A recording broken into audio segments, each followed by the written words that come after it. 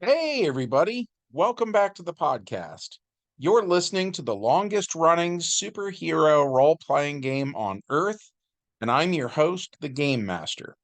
And today we're going to be talking about Spider Man and Doctor Doom. But before we get into all that, hit the like button, subscribe, ring the bell, and as always, leave us a comment because that really helps us out on our end with the YouTube algorithm. We've got a great community here, and it is all thanks to you guys. Thank you so much for being here. With all that said, let's dive in. The prologue to this one takes place in a bowling alley where a TV set plays a broadcast of J. Jonah Jameson saying what a menace Spider Man is. A bunch of the teenagers that are there start talking about how cool they think Spider Man is and how you can't trust what you see on the news. Peter Parker tries to maintain his secret identity by speaking out against Spider Man, but the others tell him to pipe down. Flash Thompson, in specific, is a huge fanboy when it comes to your friendly neighborhood Spider Man.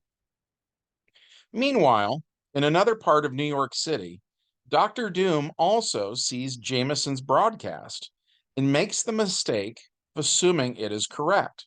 So, as such, Doctor Doom decides Spider Man might actually make a good ally. So, he gets to work creating something that will enable him to contact Spider Man. Mixing his knowledge of science with his mastery of the mystic arts, Doctor Doom creates a communication device with the assistance of a tarantula that he has in a glass container. And he broadcasts a bizarre signal that only spiders or spider like beings would be able to perceive. The strange signal reaches Peter Parker, who can almost hear it through his spider sense. Curious, Peter follows the signal to where it is being broadcast from, having no idea who sent it. And that brings us to the main plot of today's game session. The amazing Spider Man comes face to face with Doctor Doom for the very first time. Spider Man crawls into the abandoned New York factory on Doctor Doom's ceiling. Doom sees him and bellows, Ah, Spider-Man. Is it necessary for you to make such a dramatic entrance, my impetuous friend? Spider Man replies, Mister, from what I've read about you, you haven't got any friends, impetuous or otherwise. You're an outcast, Spider-Man, the same as I. You dare not reveal your true identity. And yet, right under your nose, the Fantastic Four basks in the limelight, while you are shunned and hunted. Me? Team up with you? Man, wouldn't that be something? Then old J. Jonah Jameson would really have something to howl about. Ah, so will you do it then? Speak. Give Doom your word. Not so fast, Tinhead. Sure, it's an amusing thought to kick around, but just between us, I need you like I need a second nose.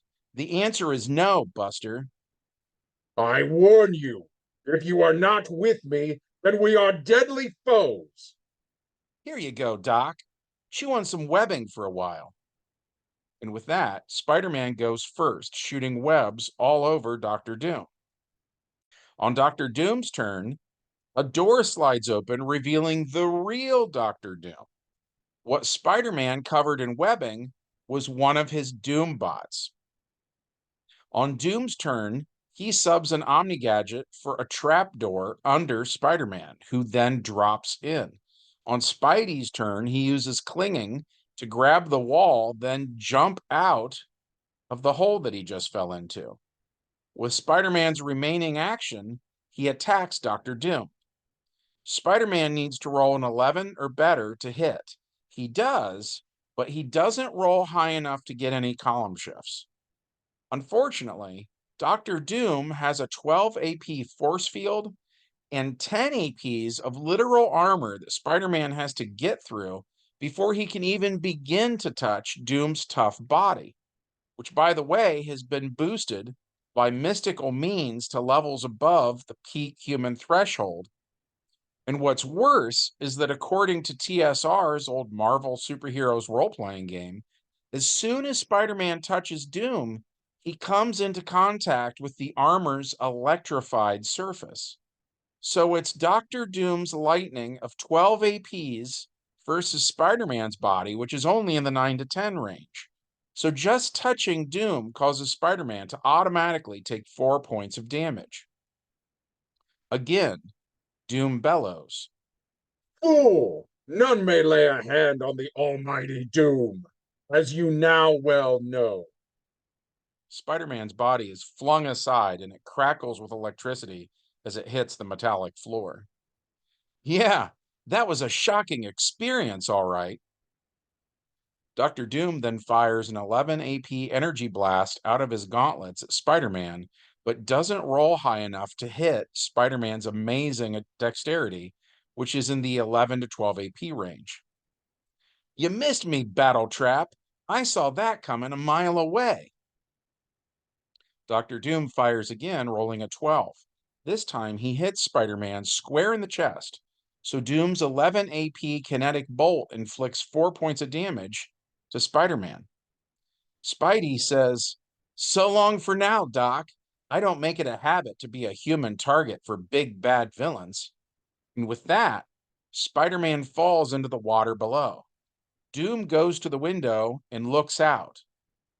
He escaped me. I will let him go then, for now. Which brings us to our epilogue, which takes place a short while later in another part of town. The teenage girls from the bowling alley scene earlier sew a Spider Man costume for Flash Thompson to wear. The kids all hatch this plot where Flash is going to pretend to be Spider Man to get back at Peter Parker for speaking out against Spider Man earlier. But things go awry when Doctor Doom mistakes Flash for the genuine article and uses knockout gas on him, then takes him back to his expansive headquarters. Doom then uses his high tech equipment to broadcast on all the television sets in New York that he's captured Spider Man. The Fantastic Four see this and they get into the Fantasticar to go rescue Spider Man. Peter Parker is at home and he sees this with his Aunt May. Parker thinks it's a trick, and Doom just dressed a Doombot or something up as Spider Man for some reason. So Parker says to himself that this is bait for a trap he has no intentions of falling for. The Fantastic Four go fight Doctor Doom, and though Doom manages to knock out Reed and Sue, Ben and Johnny actually knock out Doctor Doom. Ben then tries to turn Doom over to the authorities, which in this case is a government agency called the Bureau of Law and Order. But the Bureau for Law and Order agents not only refuse to arrest Victor Von Doom, they actually arrest Ben Grimm and Johnny Storm for attacking Doom. Ben resists arrest and asks what gives. And the Bureau for Law and Order agents say that Doctor Doom has diplomatic immunity.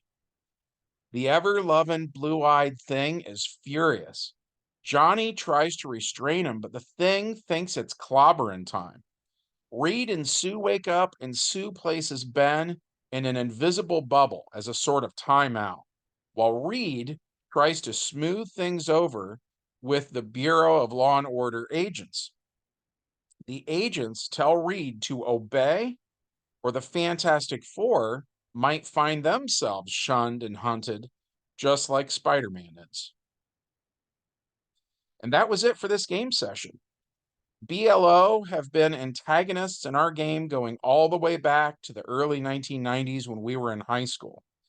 And they were an original creation of ours, partially inspired by the various government officials seen in X-Men the Animated Series. Hopefully you enjoyed this game. If so, as always, smash that like button, make sure you're subscribed, ring the bell for notifications, and leave us a comment because that really helps us out with the YouTube algorithm. From all of us here at the longest running superhero role-playing game on Earth, we hope that all of you have a fantastic week, and we will see you in the next adventure. Bye.